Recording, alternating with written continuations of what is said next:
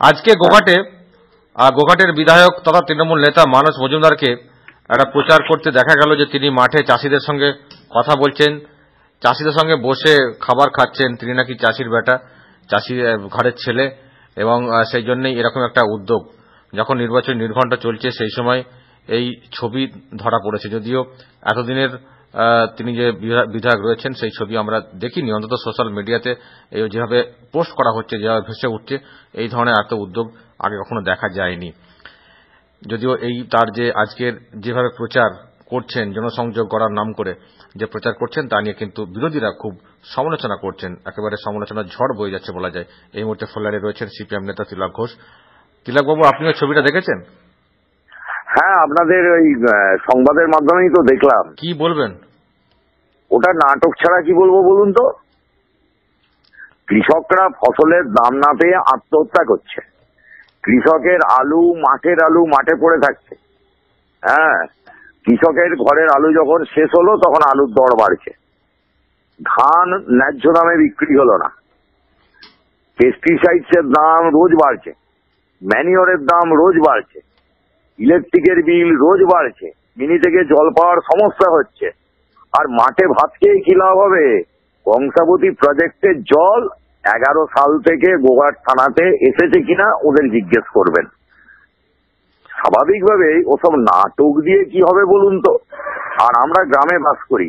এই গ্রামাঞ্চলে যারা বিধায়ক ছিলেন এ যাবৎকাল, আমি তো যখন কলেজে পড়তাম আমি শ্রদ্ধেয় মদন মেদ্দাকে দেখেছি কংগ্রেসের, তারপরে আপনার নানুরাম রায়কে দেখেছি, তারপরে একটানা বামফ্রন্টের বিধায়কদের আমি দেখেছি। সেখানে তো সবাই কৃষক পরিবারের ছেলে, ক্ষেতমজুর পরিবারের ছেলে। শিবু মালিক আমাদের একেবারে ক্ষেতমজুর পরিবারের ছেলে ছিল। বিশ্বনাথ কারক বিজেপিতে গেছে, জানি না কি কারণে গেছে তার ব্যাপার। তো কোন বাড়ির ছেলে ছিল? কৃষক ক্ষেতমজুর বাড়ির ছেলেরাই তো আমাদের ক্যান্ডিডেট হয়েছে বারে বারে। তারা সব মাঠ ঘাট সম্পর্কে, এটা নাটক নাটক নাটক। আইওয়াস চলছে, আইওয়াস। কৃষকদের বিরুদ্ধে যুদ্ধ ঘোষণা করে এরকম নাটক দেখিয়ে তো লাভ কিছু হবে না।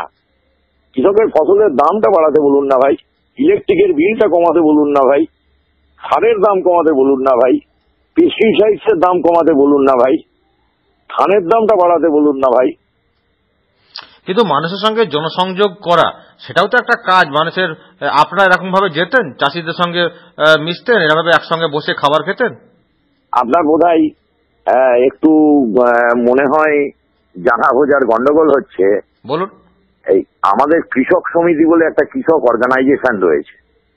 আমরা এই ক্রাইসিসের মধ্যে যখন আমাদের বিরোধীরা আমাদের মারধর করছে, আমাদের নামে মিথ্যে মামলা দিচ্ছে, আমাদের বাড়ি ছাড়া করছে, আমাদের বাড়ি ঘর দুয়ার সম্পত্তির উপরে নানান রকমের টর্চারিং করছে, এই সময়েতেও গোঘাট থানাতে আমরা প্রায় 1 লাখ কৃষক এবং ক্ষেতমজুরের মেম্বারশিপ সংগ্রহ করি।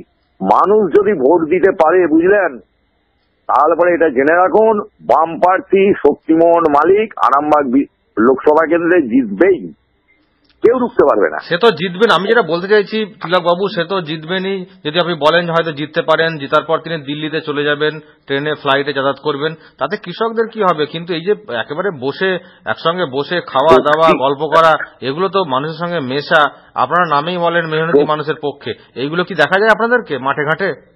আমাদেরকে আপনি কয়েক বছর আগে পিছিয়ে যান, গোঘাট থানাতে সমস্ত জমিগুলো স্বনামে, বেনামে, কুকুর ছাগলের নামে, আপনার হাতি ঘোড়ার নামে বেনাম করা ছিল জমি। সেই রকম 12-13টা জোরদার ছিল গোঘাট থানায়, বুঝলেন। সেটা মান্দারণ অঞ্চলে ছিল, ভাদুর অঞ্চলে ছিল, আপনার কুমুরসাতে ছিল। সেই সমস্ত জমিকে সরকারের 1 নম্বর খাস খোতেনে এনে সিলিং বহির্ভূত জমি, সেই জমিকে গরিব মানুষের মধ্যে বন্টন করা, যেটা খাস পাট্টা বিলি হয়েছে, সেটা বামফ্রন্টের আমলে হয়েছে এবং সরাসরি আমাদের সৌজন্যে হয়েছে, আমাদের আন্দোলনের নেতৃত্বে হয়েছে। ভাগ রেকর্ড যেটাকে নিয়ে কংগ্রেস ভীষণভাবে সমালোচনা করেছে, ভীষণভাবে আন্দোলন করেছে, রোকবার চেষ্টা করেছে, ঝাড়খণ্ড পার্টিকে আমদানি করেছে, সেই বর্গা রেকর্ড কারা করিয়েছে দাদা? সবই তো কৃষক সমিতির হাত ধরে, সবই তো সিপিআইএম এর হাত ধরে।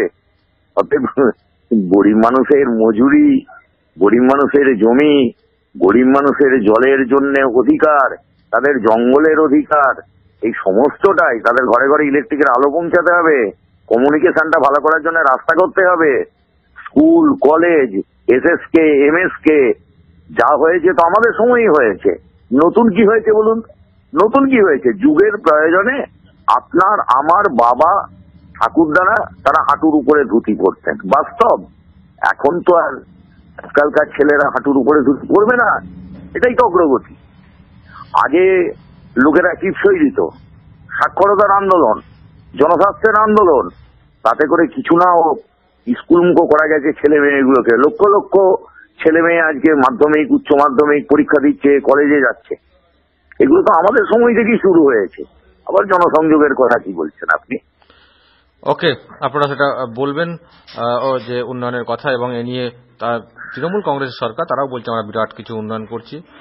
এবং কি উন্নয়ন করছে বাস্তবতা দেখান। আমি আপনাকে এখনই একটা কথা বলছি। নমস্কার, ছাড়বেন না ফোনটা। হ্যালো, বলুন।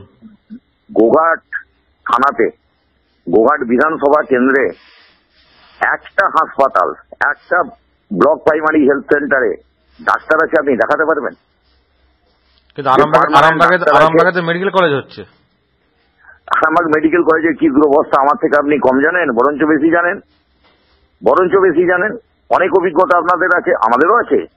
রোগীকে ভর্তি করলে তাকে মৃত্যুর সঙ্গে পাঞ্জা কষতে হয়, তারপরে তার মানে মৃত্যু না হলে অন্য জায়গায় চলে যেয়ে চিকিৎসা করাতে হয়। আর গোঘাটের আপনি চেহারাটা দেখুন।